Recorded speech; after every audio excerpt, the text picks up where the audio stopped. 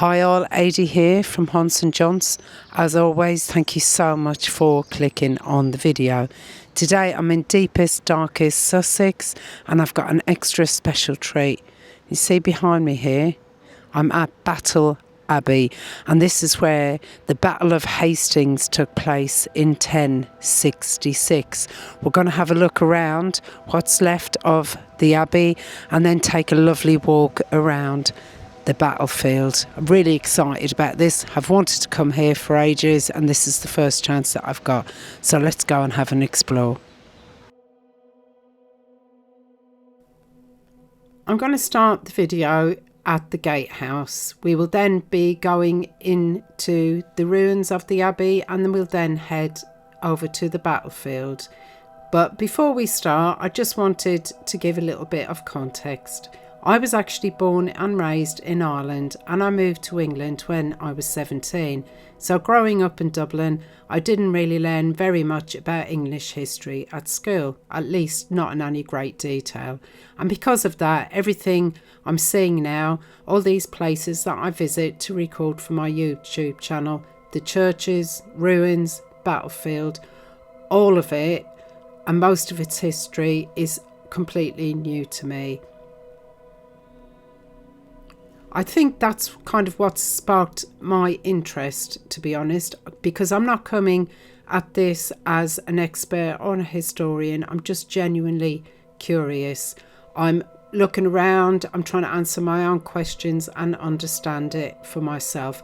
I want to understand what happened in these places and the people that lived here and what we're actually walking through. So the video isn't going to be a full-on documentary. I won't be going into very much detail about each of the areas. I'll just share with you some of the key facts, some of the stories, and I'm just going to take you along with me as I explore, because places like these, they're not just old buildings or ruins, they're moments in time that completely change the course of English history. And today we're standing on one of the most important of them all, Battle Abbey, which was built on the site of the Battle of Hastings, which was the battle that reshaped England forever.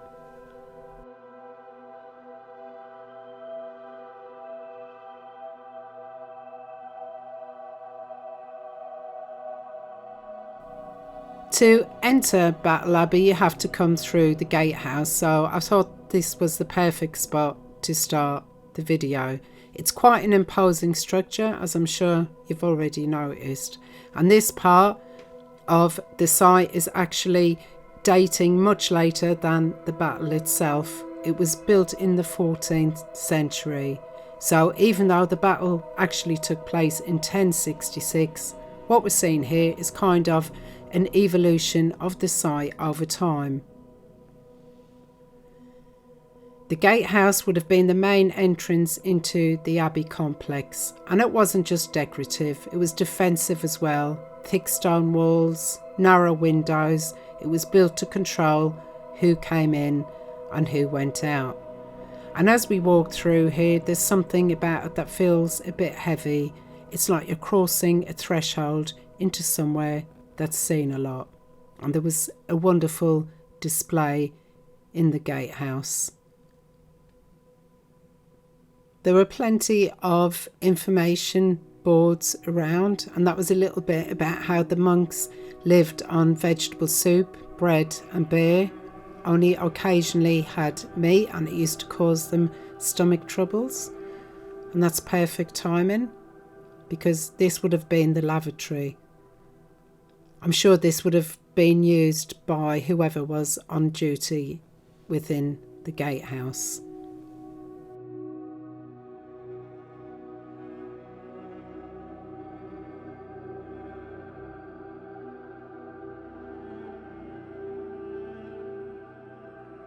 Battle isn't just any abbey.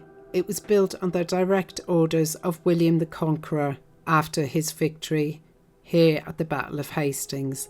The idea was that this abbey would act as a kind of a penance, a place to pray for the souls of those who had died in the battle. And when you think about that, standing here on top of the gatehouse, it's not just an abbey the whole site really is a memorial, and some accounts even suggest that the high altar of the church was placed on the exact spot where King Harold fell, and we will actually be going to visit that spot later on the video. And this just gives you an idea of how vast the Abbey's estates were, where they made much of the revenue.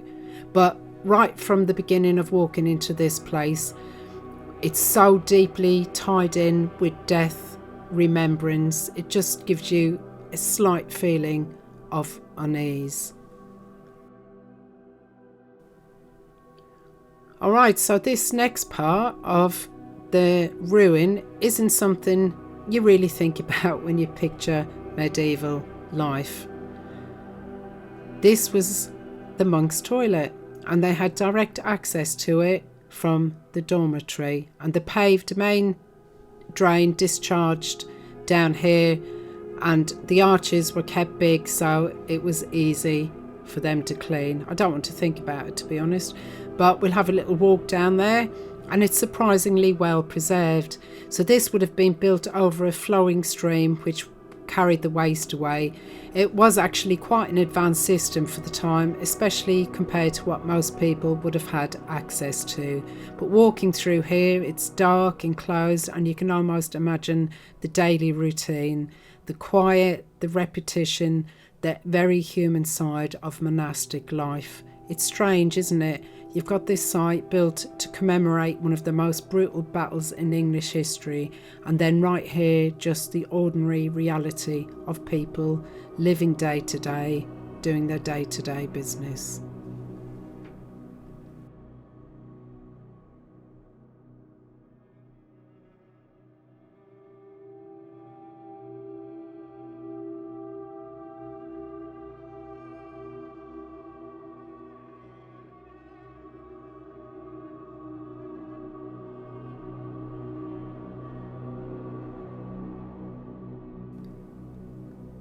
So now I'm heading into what's believed to have been the novices' room.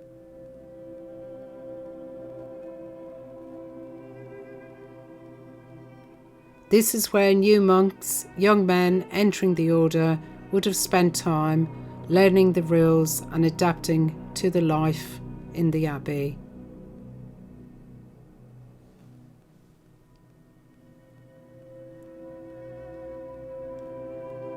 And again, although it's very spacious with its vaulted roof, it feels quite enclosed. I felt quite oppressive. The thick stone, the light, it's very quiet in a way that feels almost suspended.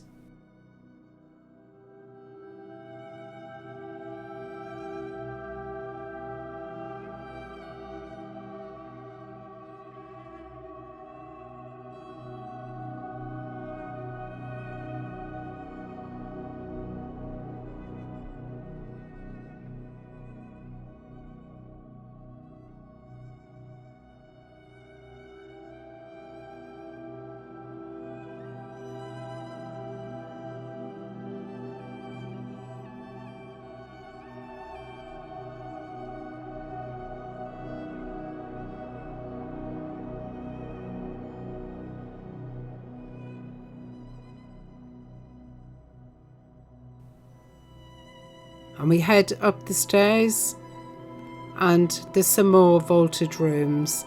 The architecture here really stands out, and these arches weren't just practical, they were designed to last and to endure, and that they most certainly have. There's still a lot of detail to be found. There's something you really notice about this whole site. Even though so much of it is now ruins, what has survived for centuries.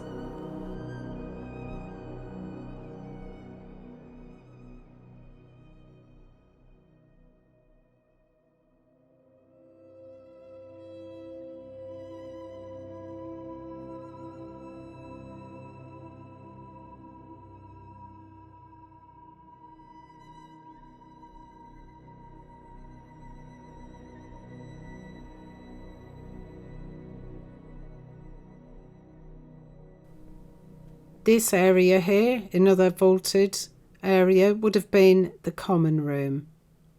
Now in this space, the monks would have gathered, read, maybe even spoke to each other, but that all would have depended on the rules at that particular time. Because monastic life was actually quite strict, with silence being a big part of it. So when you stand here, it's not hard to imagine just how quiet it must have been, not just peaceful, but controlled. There's something about the silence here, something that feels a little bit eerie.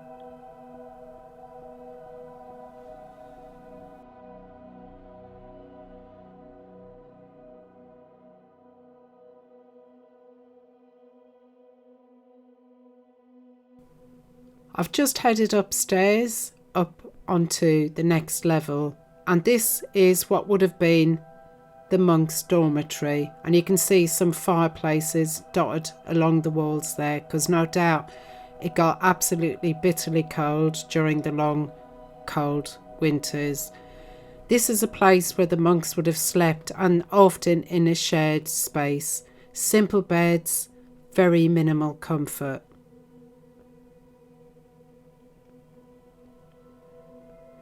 They would have woken early, maybe even multiple times during the night, for prayer.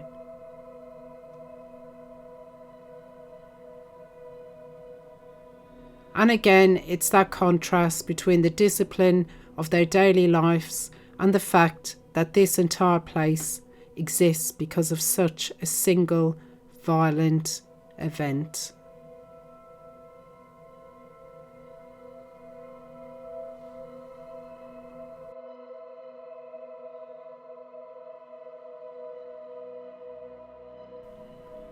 Here we've got the refectory, and now this is where the monks would have eaten their meals, and meals were usually taken in silence, often while someone read aloud from religious texts. And then just outside there would have been the cloisters.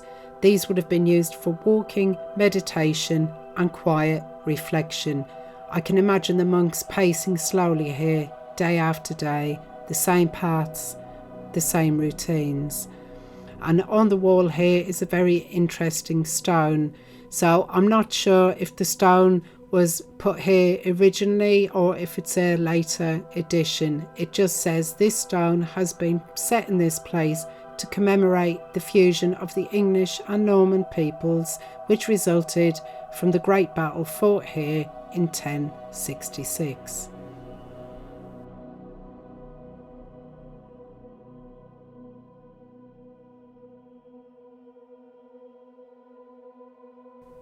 So now we're coming to one of the most significant spots on the site. There's a marker here which indicates the location of the high altar of the original Abbey church, and according to tradition, this is the spot where King Harold died. Now historically, the exact details of this are debated, but this has long been accepted as the symbolic location, and standing here, it does just feel a bit different.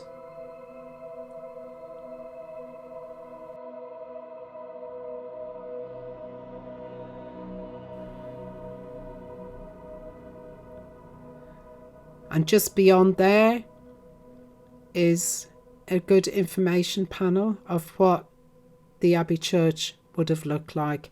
But this is all that remains of the Abbey itself. I'm just going to head down into the crypt. And for me, this was one of the spookiest places on the whole site. I didn't see anything, but it just felt really, really creepy.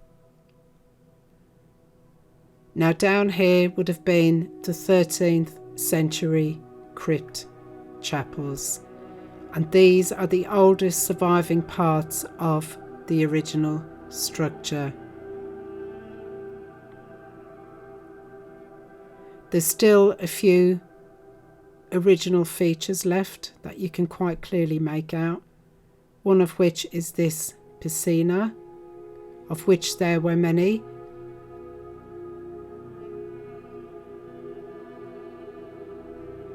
And that would have been the basis of some pillars. There's an altar around here. I'm not sure if this was the only altar down here in the crypt chapels or if there would have been more.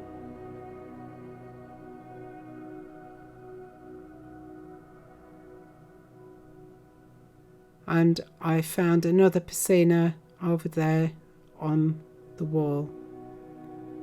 They're beautiful. It's beautiful down here, but it's also quite haunting because this is all that's left of what would have been a huge, dominant building.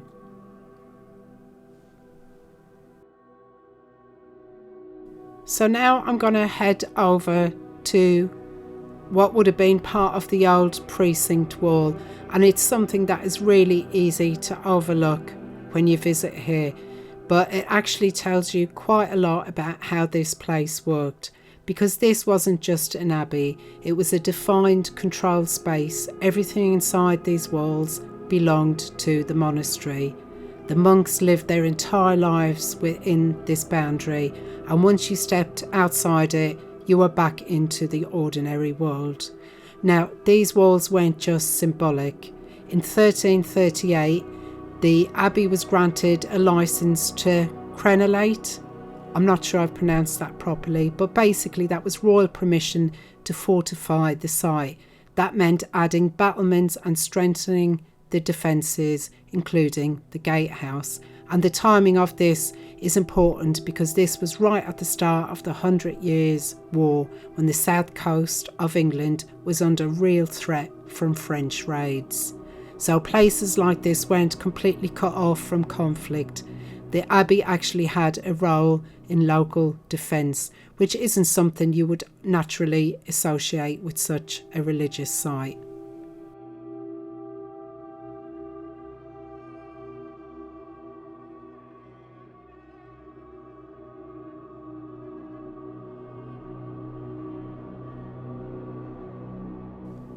We're now going to head out towards the battlefield, and this is where everything changed, not just for England but for its future as a whole.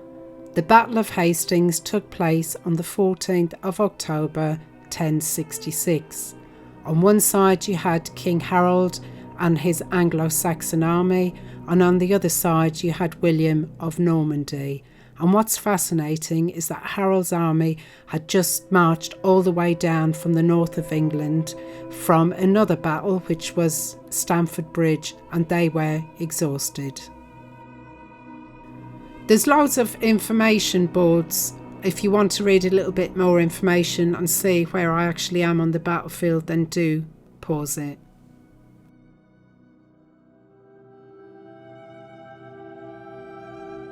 Harold's men were exhausted, but they took up position here on higher ground, and that gave them an advantage. The battle itself lasted for hours, and it was brutal. There's a famous story that the Normans pretended to retreat at one point, drawing the English forces out of position, and whether that's entirely true is debated, as is a lot of history, but it's part of the traditional account.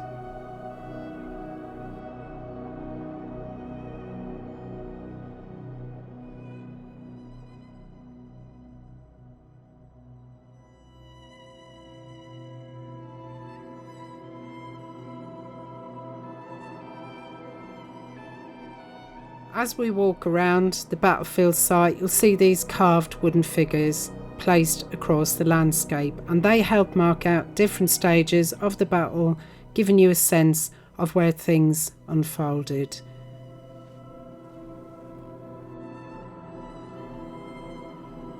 At certain points during the battle, parts of William's army appeared to fall back, either intentionally or possibly in genuine retreat, and some of Harold's troops broke formation to chase them.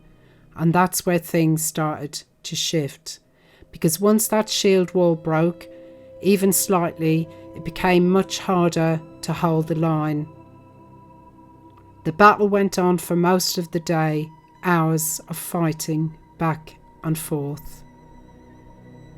It would have been chaotic, it would have been loud, it would have been confusing. It's not the kind of clean, organised image we sometimes see in films. This would have been close combat, hand-to-hand fighting, very little visibility, a lot of noise, and then towards the end of the day, everything changed.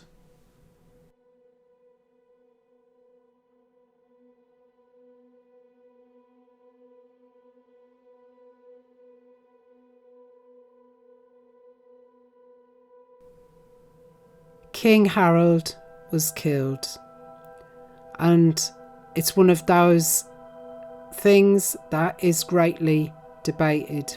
The exact details of his death aren't completely certain. Now, the famous image from the Bayeux Tapestry shows him being struck in the eye with an arrow, but historians still debate whether that's exactly what happened or whether he was being cut down in the fighting. Either way, once Harold was gone, the English army began to collapse. And that was it. William had won.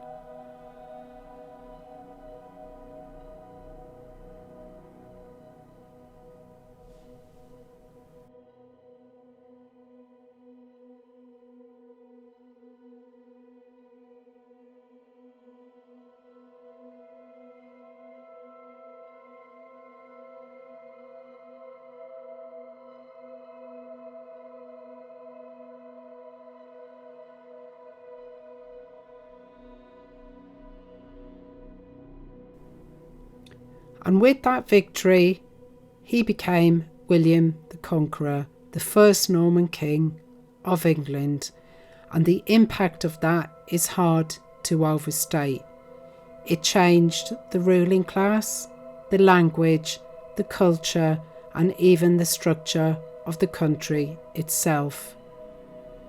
So when we're standing here, it's not just about what happened on this field. It's about everything that came afterwards.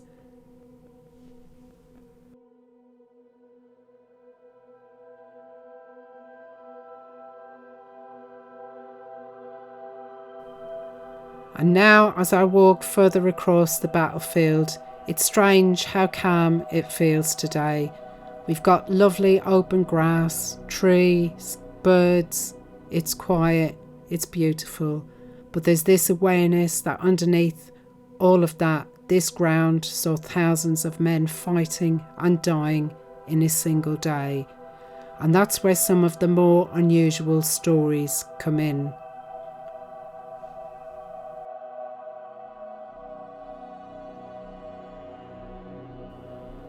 There have been many spooky reports about this place over the years, especially around dusk, of people hearing things out here, shouting, the sound of movement, even what some describe as the clash of weapons. Nothing that's ever been proved, of course, but it's a story that comes up again and again. Whether it's imagination, atmosphere, or something else, it really does make you think. Because places like this, they carry memory, even if it's not something you can see. And as we walk around, especially on a quiet day like today, it's really easy to let your imagination fill in the gaps, to picture the lines of soldiers, the movement, the noise, and then just as quickly it's gone again. Back to silence. And I think that's what makes this place so powerful. It's not dramatic in an obvious way.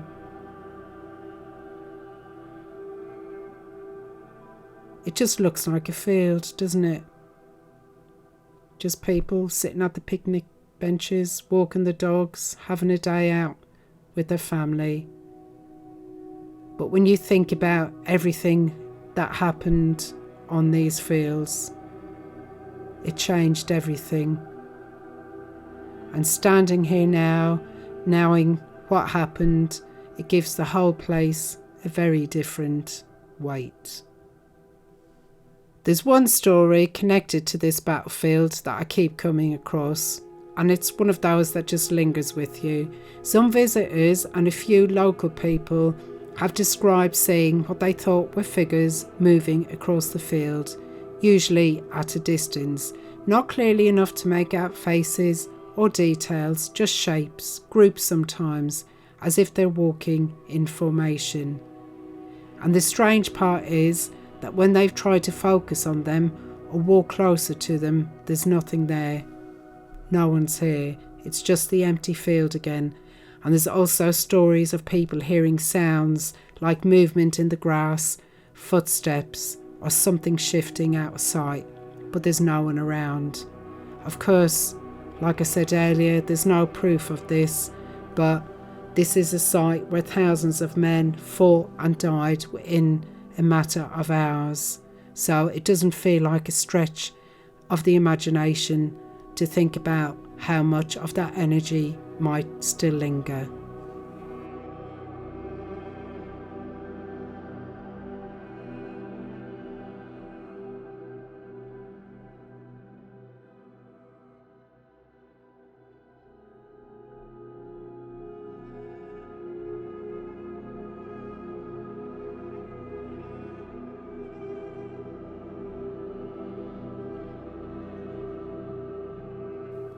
There's also a visitor centre here, and it's definitely worth stopping in. They show a short film which gives you a really helpful overview of the events that led up to the Battle of Hastings and how the battle itself unfolded.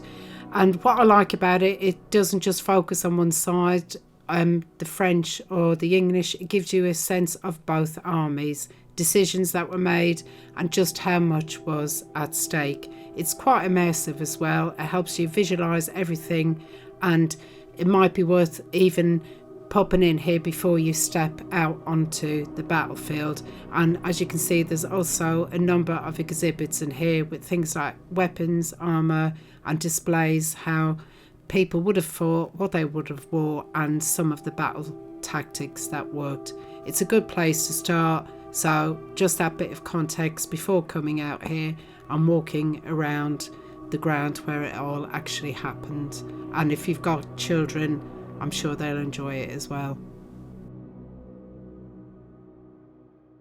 I'm going to wrap the video up here. I do hope you enjoyed our trip to Battle. If you did, if you could please like, subscribe, hit the hype button down below. It doesn't cost you anything, but it really helps the channel out. And if you want to help a little bit more, you can buy me a coffee. Thanks again for watching, and I shall see you for the next one. Bye for now, if I don't get blown away.